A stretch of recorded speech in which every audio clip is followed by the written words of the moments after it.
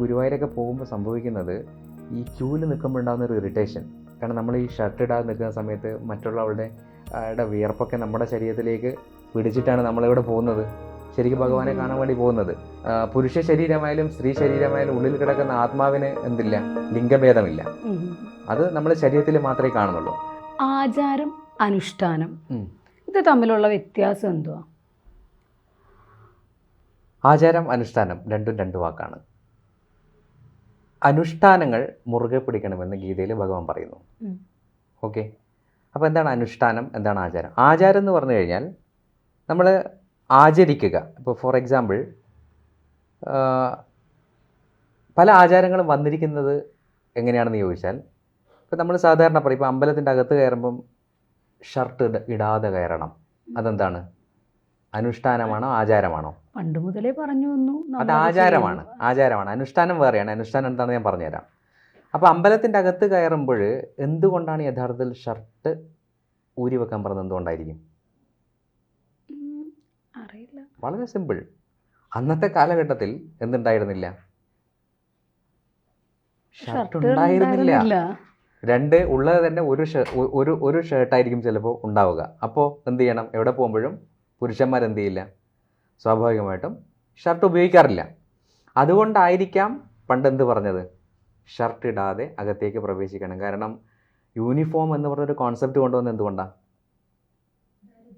ദാരിദ്ര്യം കൊണ്ടാണ് യഥാർത്ഥത്തിൽ യൂണിഫോം കൊണ്ടുവന്നത്. കാരണം നമ്മൾ ഒരാൾ നല്ല ഡ്രസ്സും മറ്റൊരാൾ മോശം ഡ്രസ്സ് ഇട്ട് പോകുന്ന സമയത്ത് അവരുടെ മനസ്സിലുണ്ടാകുന്ന പ്രശ്നം വലുതായിരിക്കും. അപ്പോൾ അതുകൊണ്ട് എന്ത് ചെയ്തു, യൂണിഫോം എല്ലാവരും ഒരേ ഡ്രസ്സ് അങ്ങോട്ടേക്ക് കൊണ്ടുവന്നപ്പോൾ ആർക്കും കുഴപ്പമില്ല.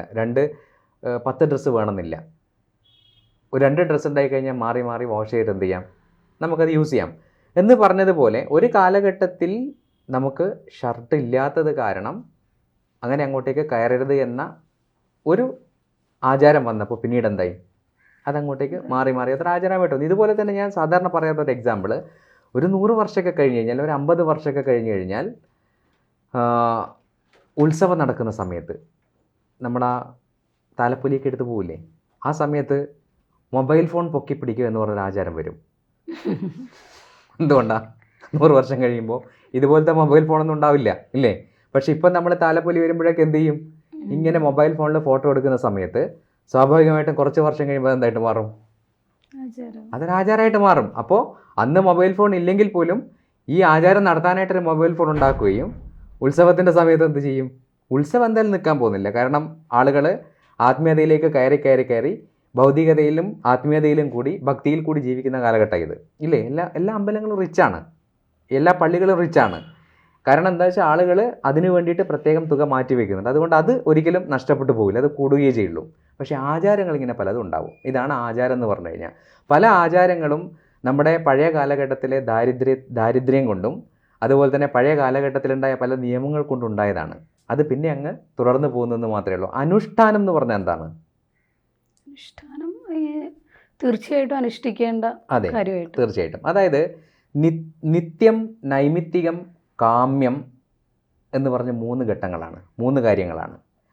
അനുഷ്ഠാനങ്ങളിൽ നിത്യം എന്ന് പറഞ്ഞ കാര്യങ്ങളുണ്ട്. ഇപ്പോൾ ഒരു അമ്പലത്തിനെ സംബന്ധിച്ചിടത്തോളം നിത്യം ചെയ്യേണ്ട കാര്യമാണെന്ത്, വിളക്ക് വെക്കുക എന്ന് പറഞ്ഞു കഴിഞ്ഞാൽ അത് നിത്യം ചെയ്യേണ്ട അനുഷ്ഠാനമാണ്. അത് ചെയ്തേ പറ്റുള്ളൂ. അത് ചെയ്തതുകൊണ്ട് ഗുണമുണ്ടോ എന്ന് ചോദിച്ചാൽ നിത്യം ചെയ്യുന്ന കാര്യങ്ങൾ കൊണ്ട് ചിലപ്പോൾ ഗുണമൊന്നും ഉണ്ടാവില്ല. പക്ഷേ ചെയ്തില്ലെങ്കിലോ ദോഷം ഉണ്ടാവും. മനസ്സിലാക്കണേ. അപ്പോൾ നിത്യം ചെയ്യേണ്ട കാര്യങ്ങളുണ്ട്, അത് അനുഷ്ഠാനത്തിൻ്റെ ഭാഗമാണ്. നൈമിത്തികം എന്ന് പറഞ്ഞാലോ, നൈമിത്തികം എന്ന് പറഞ്ഞു കഴിഞ്ഞാൽ നമ്മൾ എല്ലാ ദിവസവും ചെയ്യുന്ന കാര്യങ്ങളല്ല. ഇപ്പം നമ്മൾ എല്ലാ ദിവസവും പോയിട്ട് ശത്രു സംഹാര പൂജ ചെയ്യുമോ? എല്ലാ ദിവസവും പോയിട്ട് മൃത്യുഞ്ജയ ഹോമം നടത്തുമോ?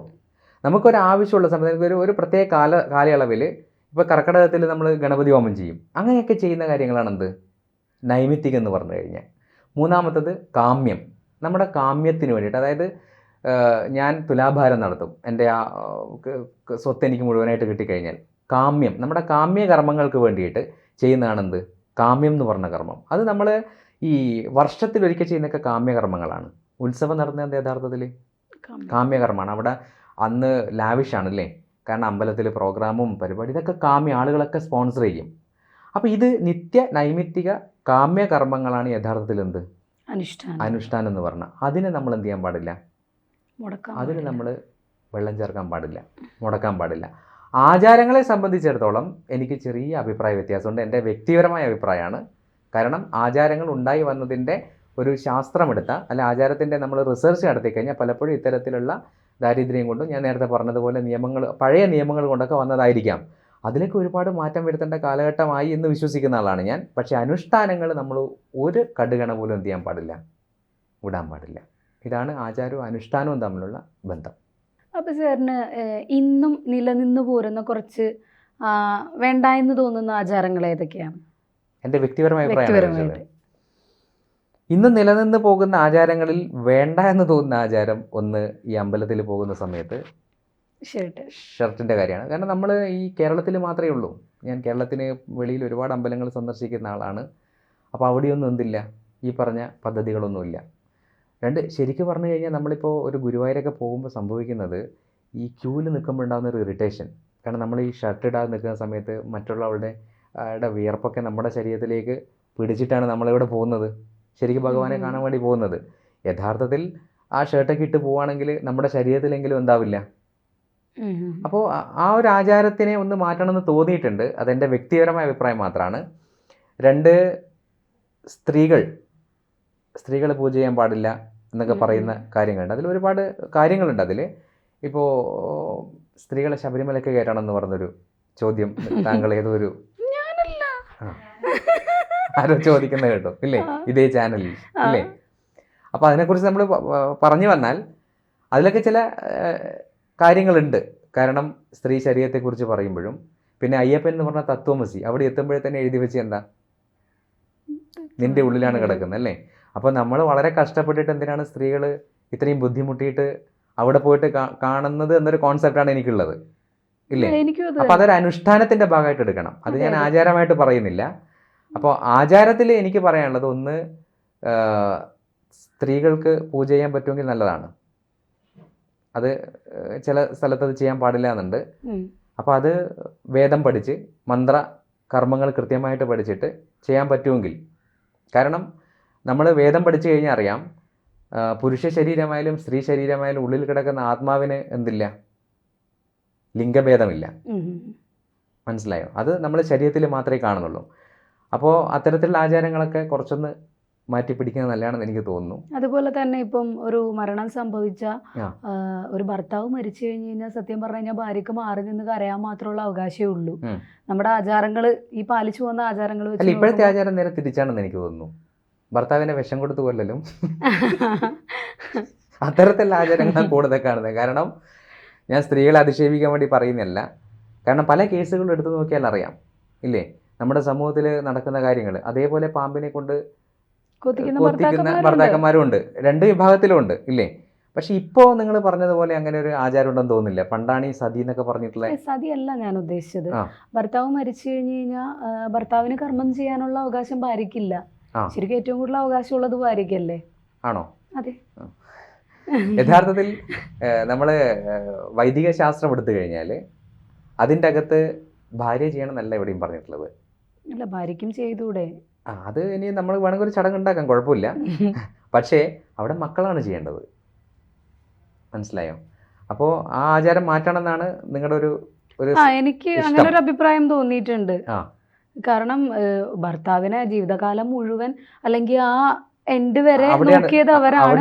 ഏറ്റവും കൂടുതൽ കണക്ഷൻ ഉണ്ടായിട്ടുള്ളതും അവർ തമ്മിലായിരിക്കും. അവിടെയാണ് ഒരു കുഴപ്പം. അതായത് അതൊരു അനുഷ്ഠാനമാണ് യഥാർത്ഥത്തിൽ. മരണാനന്തര കർമ്മം എന്ന് പറഞ്ഞാൽ ആചാരമല്ല. ഓക്കെ, ആചാരം എന്ന് പറഞ്ഞാൽ നേരത്തെ പറഞ്ഞ ഷർട്ട് ഊരുക, ചെരുപ്പിടാതെ അമ്പലത്തിലേക്ക് പോവുക, ഇതൊക്കെയാണ് നമ്മുടെ ആചാരം എന്ന് പറഞ്ഞു കഴിഞ്ഞാൽ. മനസ്സിലായോ? അപ്പോൾ ആചാരങ്ങൾ പലതും മാറ്റേണ്ടിയിരിക്കേണ്ടതെന്ന് തോന്നുന്നു കാലഘട്ടത്തിനനുസരിച്ചിട്ട്. അതാണ് ഞാൻ ഉദ്ദേശിക്കുന്നത്. Thank you sir. Thank you. ജ്യോതിഷ പണ്ഡിതനും സ്പിരിച്വൽ ട്രെയിനറുമായ ഡോക്ടർ തുഷാറിനെ ജ്യോതിഷ സംബന്ധമായും ആത്മീയപരമായുമുള്ള പ്രശ്ന പരിഹാരങ്ങൾക്കായി താഴെ കാണുന്ന വാട്സാപ്പ് നമ്പറിൽ ബന്ധപ്പെടുവാൻ ഒരു ഹായ് അയയ്ക്കുക. ഡോക്ടർ തുഷാറിനെ ABC ജ്യോതിഷത്തിലൂടെ നേരിട്ട് ബന്ധപ്പെടുത്തുന്നതായിരിക്കും.